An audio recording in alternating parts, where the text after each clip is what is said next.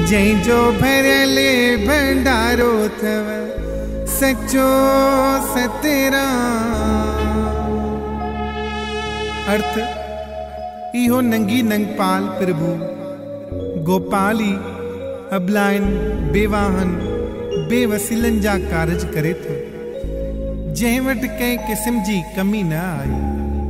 मक़सद दुनी साहिब जे इन पद मां असांखे ॼाण पवे थी त इहो मालिक मेहरबान सर्व कला समृत ईश्वरी हर बे इजे बे आसरे, जंहिंजो को वाहर वसीलो न हुजे हुन जो सहारो बणिजे थो। हुन जी रहमत जा खज़ाना भरियल आहिनि ऐं उहो ई सभ जा कम रास करे थो। मिसाल चमन जो रहंदड़ भाई टेलमल साईं सचे वटि आयो ऐं अची अर्ज़ कयाई त साईं मुंहिंजी 2 न्याणियुनि जी शादी आहे, घर में कुझु बि न आहे, सभु कम तव्हांखे सिद्ध करणा आहिनि, तव्हां पाण अची संभालियो। अर्ज़ करे हू हलियो वियो। जीअं त हू मिसकीन हो ऐं पंहिंजो किरायो बि न होसि, सो साईं जन पाण उन ई तारीख़ ते कुझु संगत साण करे अची उन ई ॻोठ में पहुता। पहुचण ते ख़बर लॻी त सुभाणे शादी आहे ऐं भाई टेलमल पाण हफ़्तो खन अॻु घर छॾे हलियो वियो आहे। साईं जन जो ॿुधी करे सॼो शहर कठो थी वियो। पोइ साईं जन पंचायत ऐं शहर गॾु करे ॾाज वग़ैरह पाण ठाहियो। हिकु छोकिरी जा कुंवार पीउ पाण थिया ऐं ॿी जो उतां जे मुखी खे कयई।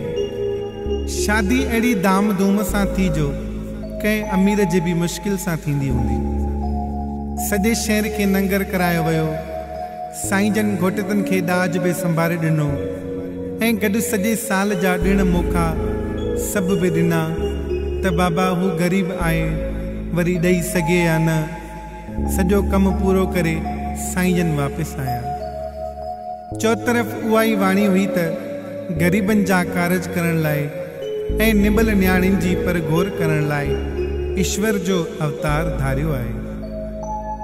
हिन मां असांखे उहा ॼाण पवे थी त कंहिं भेदभाव खां सवाइ हर ग़रीब जी सुध लहूं ऐं शेवा में पंहिंजो जीवन सफल करियूं। जंहिंजी शेवा निष्काम अथव सचो सतराम, सचो सतराम चो सचो सतराम।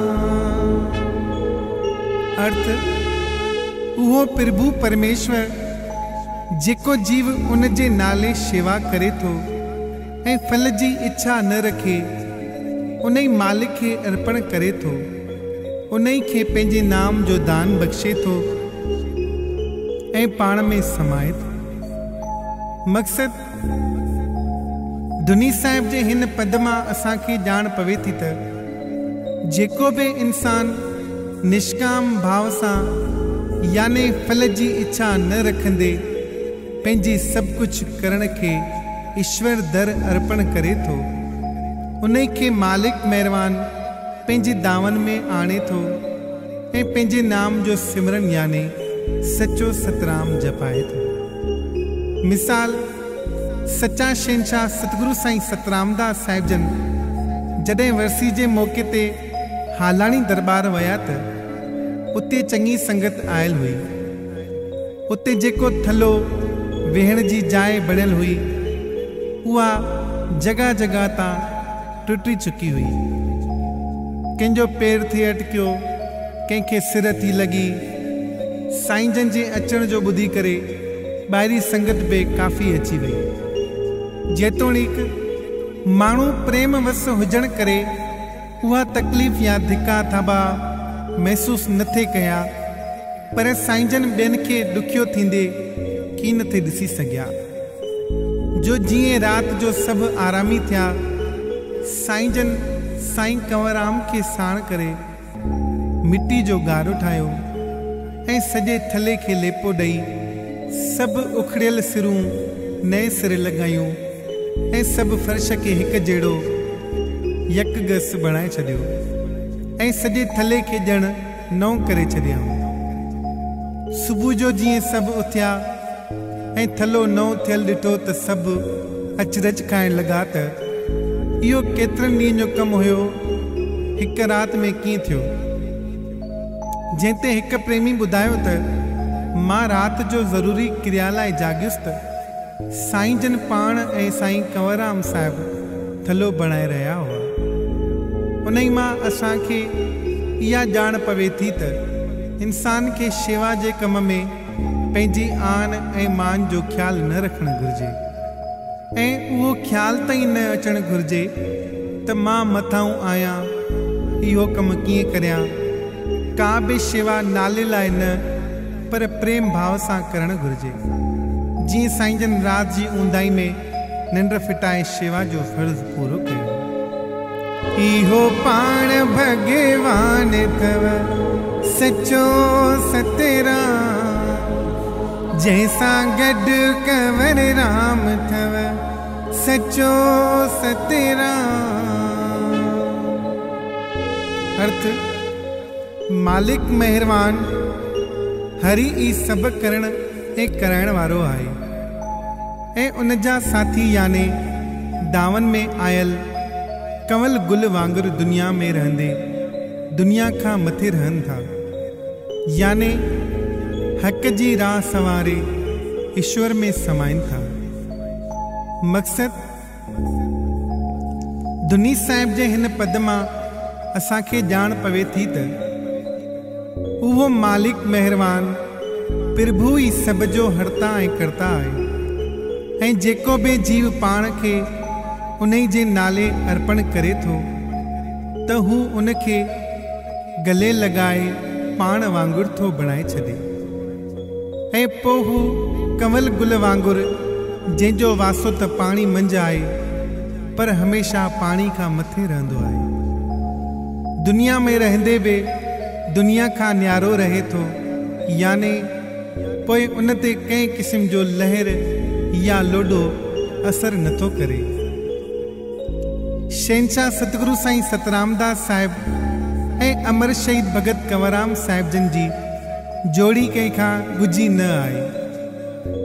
हिकु सतगुरु हुयो त ॿियो शिष्य, हिकु प्रभु हुयो त ॿियो पथक, हिकु रहबर हुयो त ॿियो राही, हिकु हादी हुयो त ॿियो अमल, हिकु मालिक हुयो त ॿियो मिलण लाइ बेचैन, हिकु मंज़िल हुई त ॿियो पांधेड़ो, हिकु सागर हुयो त ॿियो नदी, हिकु दाता हुयो त ॿियो दात।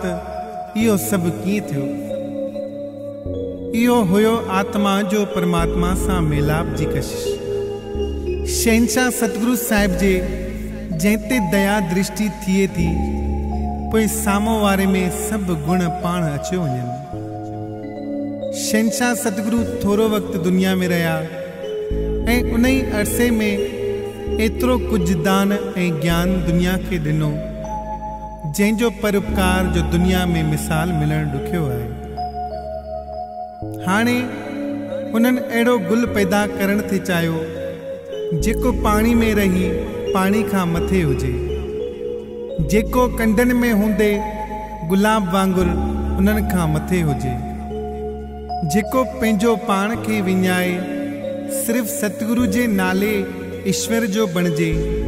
उन ई मक़सद जे लाइ साईं जन खे हिकु रूहानी जा नशीन खणणो हुयो जेको बाद में संगत खे संभारे ऐं नाम जो सिमरन कराए। आखिर उहो ॾींहुं बि आयो, विक्रमी संबत 1966 बराबरि ईस्वी सन 1909 जे पोइ जे सत्यनारायण जे ॾींहुं सुबुह जो शहनशाह सतगुरु साईं सतरामदास साहिब जन साईं कंवरराम खे घुरायो जेको भगत लाइ शिकारपुर वियल हो। उन ई खे चवाए मोकिलियो त जंहिं बि हालत में आई रेड़की साहिब पहुच। उते भक्ति हली रही हुई, न्यापो पहुचण शर्त भगत साहिब छेर जामे सुमीत रेड़की साहिब पहुता। जो हुकुम ईअं हुयो त जहिड़ी हालत में आई रेड़की साहिब पहुच। सॼी संगत अची वई, संत महात्माऊं अची विया। सभिनी खे साईं जन आगाह कयो त अॼु असांजे हलण जी तयारी कई आहे। उन ई करे सभिनी खे घुरायो आहे। पोइ पंहिंजी पेती घुराए उन्हनि मां सभु कपिड़ा कढी हिकु हिकु करे पंहिंजे गले में विझंदा विया ऐं ग़रीबनि खे ॾींदा ऐं आख़िर सभु ॾेई छॾियऊं। बाद में रखियल पैसा वग़ैरह बि ॾिनऊं ऐं आख़िर में पंहिंजी न्याणी सदोरी बाई ऐं हरी बाई खे घुराए शफ़क़त जो हथड़ो फेरायऊं। पोइ भगत साहब ॾांहुं निहारे फरमायूं त जीअं अॼु छेर ऐं जामे में आई, उहा अॼु खां असांजी तो वटि अमानत आहे। उन ई जो ख़्यालु रखजांइ। उन ई नाले ते आयल हिकु कोडी बि न वठिजांइ। सभु इते ई विराए छॾिजांइ। अॼु खां पाण ॿ न पर हिकु आहियूं। कंहिं बि वक़्तु कहिड़ी बि महिल जंहिं वक़्तु को बि सॾु कंदो मूंखे पाण सां गॾु भाईंदो। अॼु खां संगत जो भार तुंहिंजे मथां आहे, ईअं चई उन्हनि गले लॻाए पाण सां मिलाए ॿ न पर हिकु करे छॾियो। ईअं सभिनी खां मोकिलाए चादर पाए सुम्ही रहिया ऐं आत्मा परमात्मा में समाइजी वई। हू हिकु घर खां ॿिए घर पहुता जो उतां जो घर केतिरा अॻु ॾिसी आया हुआ। 13 ॾींहं सांदे बरसाति हलंदी रही ऐं थधी हीर लॻंदी रही। जो देवताऊं संत जो पाण वटि अचण ते ख़ुशियूं करे रहिया हुआ। गजगोड़ मां ईअं ते महसूस थियो ॼण संक पिया वॼनि। खिवणनि मां ईअं ते महसूस थियो ॼण हिते चिरागा कयो वियो आहे ऐं हुते बरसाति वांगुरु हर अख मां पाणी थी वियो।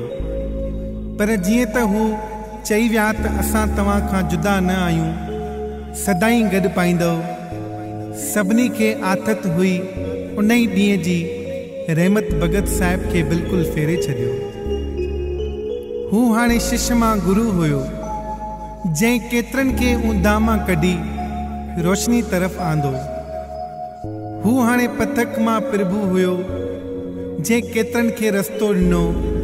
राही मां रहबर हुयो, जंहिं केतिरनि खे सही राह ते आंदो। हाणे अमल मां हादी हुयो, जंहिं केतिरनि खे आमिल कयो। हाणे मिलण वारनि मां फ्री मालिक थियो, जो हाणे मिलण वारा बेचैन हुआ। हाणे रस्ते मां फ्री मंज़िल ते पहुतो, जो केतिरनि खे रस्ते ते वठी वञी मंज़िल सचे जे द्वारे रसाए। हाणे नदी मां फ्री सागर थियो ऐं केतिरियूं ई नदियूं पाण में समायाई ऐं दानी मां फ्री दाता बणियो, जंहिंमें का बि कमी न हुई।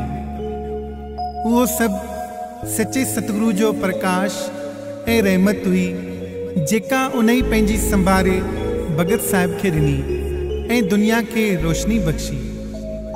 सचो सतगुरु पाण त ईश्वर आहे, पर जंहिंखे पाण सां खणे थो उन ई खे बि निराली बणाए थो।